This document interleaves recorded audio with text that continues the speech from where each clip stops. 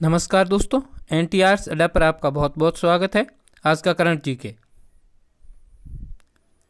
भारत की तीसरी बड़ी आईटी कंपनी कौन सी बन गई है? अब तीसरी आईटी कंपनी कौन सी बन गई है?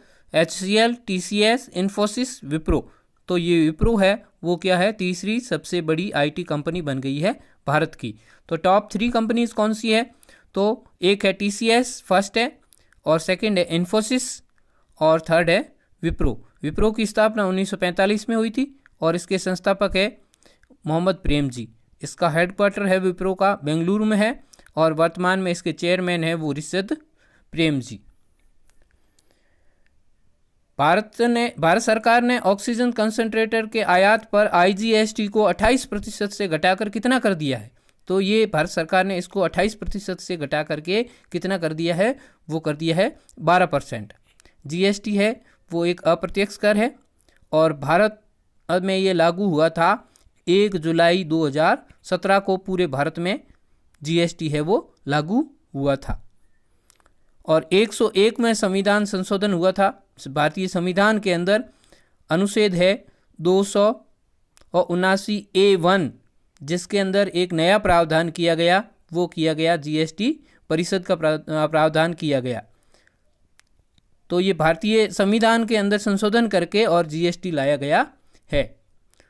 और GST परिषद है उसकी चेयरमैन कौन होता है? चेयरमैन है वो कौन है? अभी निर्मला सीतारमण, वित्त मंत्री, भारत सरकार वित्त मंत्री है वो उस GST परिषद का चेयरमैन होगा।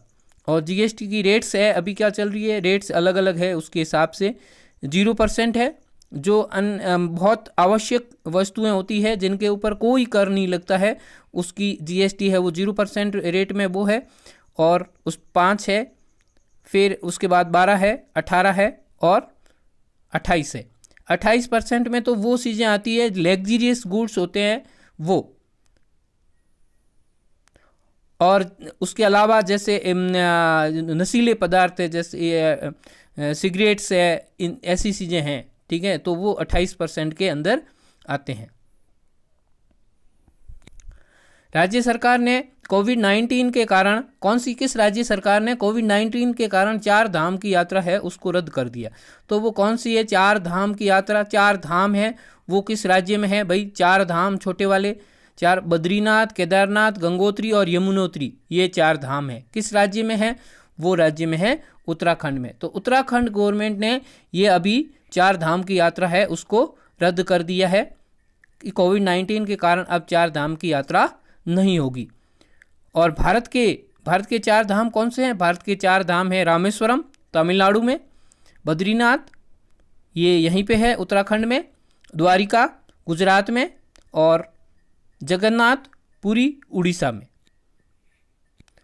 और अब थोड़ा सा उत्तराखंड के बारे में देख लेते हैं। उत्तराखंड की राजधानी है वो देहरादून है। इसकी ग्रीष्मकालीन राजधानी, एक नई राजधानी बनाई गई है वो गैरसैंण, और मुख्यमंत्री है वो तीरथ सिंह रावत, और गवर्नर है बेबी रानी मौर्य।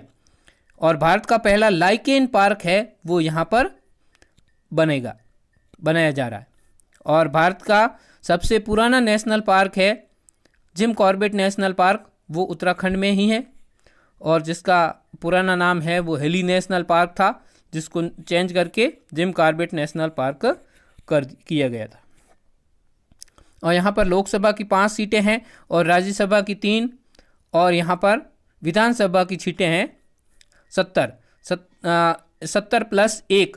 70 + 1 मतलब क्या? 70 तो लोग वहाँ पर इलेक्शन में जीत के आते हैं और एक जने को राज्यपाल द्वारा एंग्लो इंडियन को मनोनीत किया जाता है। और भारतीय मैप के अंदर इसकी उत्तराखंड की ये स्थिति है। इसके पड़ोसी राज्य है वो एक तरफ हिमाचल प्रदेश है और उत्तर प्रदेश है, और थोड़ा सा हिस्सा है वो हरियाणा का टच हो रहा है। भारतीय सेना ने IIT मुंबई की सहायता से अपना पहला हरित सौर ऊर्जा संयंत्र कहाँ स्थापित किया है? तो इन्होंने IIT मुंबई की सहायता से भारतीय सेना ने ये भाई पहला हरित सौर ऊर्जा संयंत्र कहाँ स्थापित किया है? तो वो उन्होंने किया है सिक्किम के अंदर स्थापित किया है। सिक्किम की राजधानी है वो गंगटोक है। सिक्किम के मुख्यमंत्री प्रेम सिंह तमांग और राज्यपाल गंगा प्रसाद, और स्थापना हुई थी 1975 के अंदर ये स्थापना, या आप कह दो भारत के अंदर शामिल हुआ था 1975 में। और जनसंख्या की दृष्टि से ये भारत का सबसे छोटा राज्य है। ये भारत की जनसंख्या की दृष्टि से सबसे छोटा राज्य है, और क्षेत्रफल की दृष्टि से ये दूसरा सबसे छोटा राज्य है। पहला गोवा है, और गोवा के बाद में दूसरा नंबर है वो सिक्किम का आता है।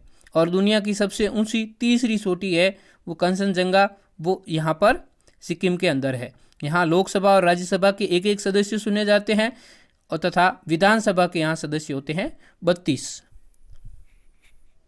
और ये इसकी नॉर्थ ईस्ट के अंदर जब अपन जाते हैं तो यहाँ पर ऊपर की तरफ बंगाल के ऊपर में थोड़ा सा एक छोटा भूटान और नेपाल के बीच में जो राज्य है वो यहीं से नाथुला पास है, वो आगे जाता है चाइना की तरफ। तो ये राज्य है वो क्या है, सिक्किम। कमला हैरिस इसकी मोम की मूर्ति को किस शहर के Madame Tussauds museum, wax museum के संग्रहालय में रखा जा रहा है? कहाँ रखा जाएगा भाई? तो वो रखा जाएगा न्यूयॉर्क के अंदर है ना, जो मैडम तुसाद वैक्स म्यूजियम है उसी के अंदर रखा जाएगा। और यूएसए की पहली ये महिला उपराष्ट्रपति है, पहली महिला उपराष्ट्रपति है ये। और यह भारत अफ्रीकी मूल की अमेरिकी नागरिक है। भारत और अफ्रीकी मूल की ये नागरिक है, क्योंकि इसके पिता है वो अफ्रीकी थे और इसकी माता है वो भारतीय है। तो ये भारतीय अफ्रीकी मूल की नागरिक, भारतीय अफ्रीकी मूल की अमेरिकी नागरिक है।